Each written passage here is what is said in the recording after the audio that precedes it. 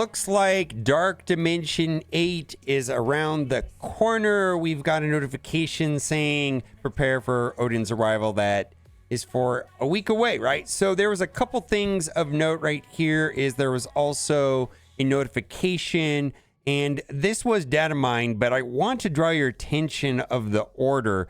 It says villain, hero, hero, villain, and it starts with city and goes to global. This is different than what is in the Dark Dimension 7, rather 8, the Dark Dimension 8 planner. You could see that basically nodes 3 and 4 are different than right here. Neither of these is really a confirmation of the order. It doesn't say.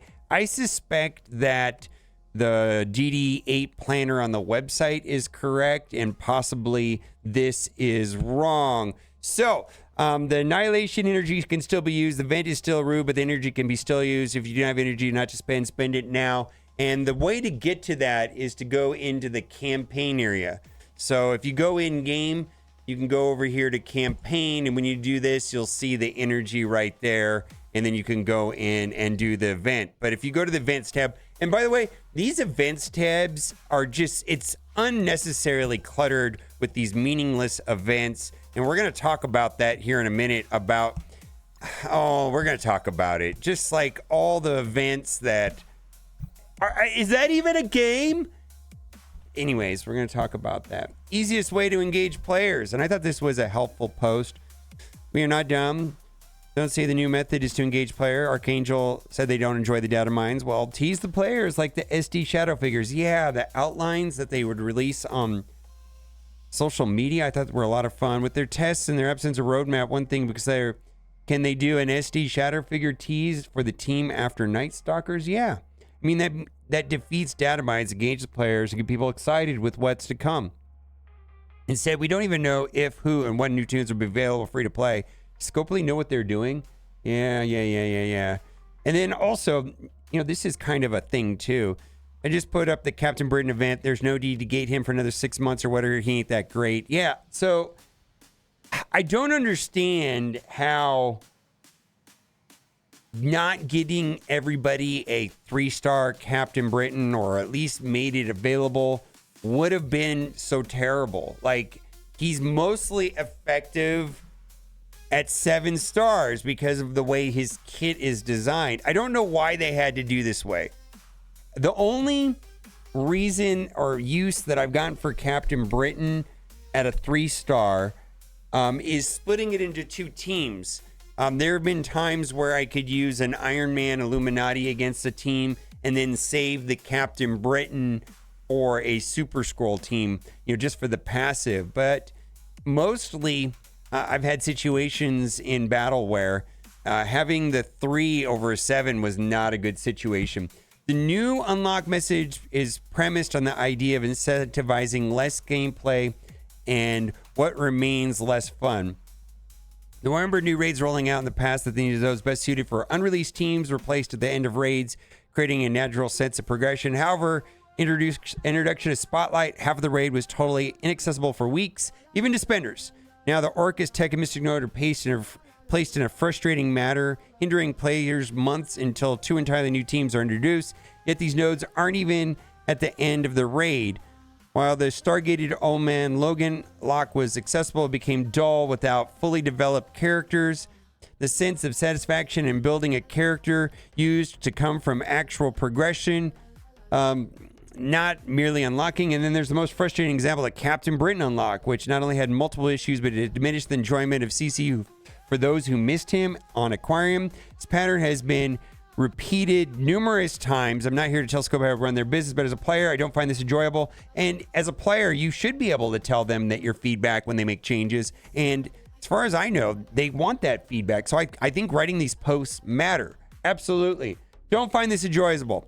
To preempt any response with Scopely defenders, my argument has nothing to do with the spenders deserving an advantage. The defense is irrelevant, what I'm saying. And I feel like the recurring thing that I'm getting is that people know that Marvel Strike Force is pay to win. We know this, right? And if you spend and max out a character, you have an advantage in so many different ways. What we're talking about is just like hard locking out characters, or playing in events, or playing in the top level of Scourge, or being able to get Captain Britain, or getting the characters at all, or gating the characters. Oh my God, just it's the pay to play part. The pay to play part. We kind of know this game is pay to win. And isn't $80 enough?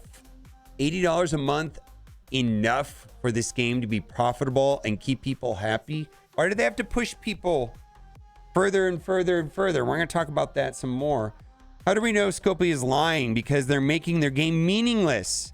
I know some of recent Scopely changes are unpopular, probably bad, but I want to focus on the Scopely Kings, that their changes will make the game more meaningful and engaging. In reality, so much game is turning into meaningless, gutted mini game under recent, not just character release policies. Why Scopely ostensibly, I don't even know what that means, searches for a way to boost meaning and engagement. Campaign energy nodes are worthless and can be skipped. These are not even a game. Scopely took out the relevant character shards farmability back when they insisted they would need 5 stars for new characters and even legendary event. Gear is basically irrelevant from the 5 dark dimensions ago.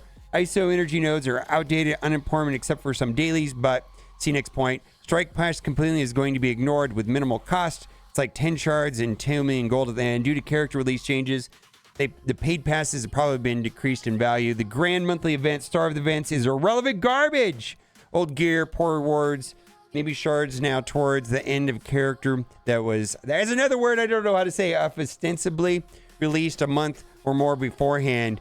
The milestones and events are spammed with these 2-month-long gambling addict whale events for opening a gazillion gotcha orbs. Yeah, they are moving towards this. The only thing worth doing is skipping and disengaging as much as possible from increasing meaningless parts of the game and focusing on hoarding course. You can unlock maybe 2/3 of the characters that are released within a month. So the meaning of the game is coring ords. This is the engagement we got. Something already existed for years, but Scopely had to remove more and more parts of the game until this is left. And it feels like the parts of the game that they're focusing on is garbage. I don't care about any of this stuff. This is not gameplay. This is pushing buttons and collecting things, and this gives you an item that goes to another place, which goes to another place, and I'm just chasing red dots. I swear to God. And first of all, I just want to say this. I'm aware that there are people in casinos that prefer to play slot machines over blackjacks. It drives me insane. I'm more of a blackjack player. I feel like the creators of this game feel like we want slot machine mechanics where we just push buttons and chase red dots and we don't even know what we're doing and we're just throwing money at it. And they don't want a game requiring knowing odds and math, or thinking for that matter. They're moving the game into this slot machine direction away from a blackjack direction. And I understand some people like slot machines. I don't like them. I don't like them at all. I just don't. It's mind-numbing. Thank you, Scopely, for making battle passes obsolete. Just want to say a big thank you to Scopely. It's thanks to your new release methods, you have made battle passes obsolete. No point in having resources when I don't have the characters. Massive thank you. Just saved me $80 a month. No longer require battle passes. Only thing I'll say about that is maybe Ares. But yeah, I'm starting to feel that battle passes aren't as important as they once were. Open letter to Scopely. Dear Scopely, hi, my name is Battle Pass Buyer. I've heard recently you want to convert me to a character purchaser by making the release methods new characters much worse for the free-to-play low spenders. And this is what drives me crazy too, is because I've even said this. $80 a month is low spender? No! $80 a month is a lot of money. That's a lot of money. That's way higher than... Oh my God, it's so high. Yet, I've said it, other people said it, that $80 a month is low spenders. Yep. Guess what? I am never, ever, ever, ever, ever, ever, ever, ever going to spend $50 a new character in a mobile game. Your prices are absurd. Can't believe anyone buys them. I could buy multiple Fortnite skins and their battle pass with the $50. And Fortnite is way better than Marvel Strike Force. Seriously. Just enjoy the money you're making off this game and keep it going. You can increase revenues by lowering prices and bring more people to the game and converting free-to-play players with better deals. You don't have to do You don't have to do what you do with every single mobile game in your arsenal. You can be different. You can try something that actually makes everybody happy. Sincerely, a Battle Pass buyer. So this is my exact point. And, I buy one character offer because I want to make content, and it's a business decision, right? But I'm in this place where I'm spending $230 a month, and that's because this is a business thing for me, right? And I make content around it. But $80 a month is probably where if I was not making YouTube videos and Twitch streams, I probably would be a Battle Pass buyer. Just $80 a month. That's enough money. The game was thriving. The game was growing. More people were coming to the game, and more importantly, staying to the game. People were coming back to the game that took time off, and they were saying that they were having a good experience. What's wrong with this problem?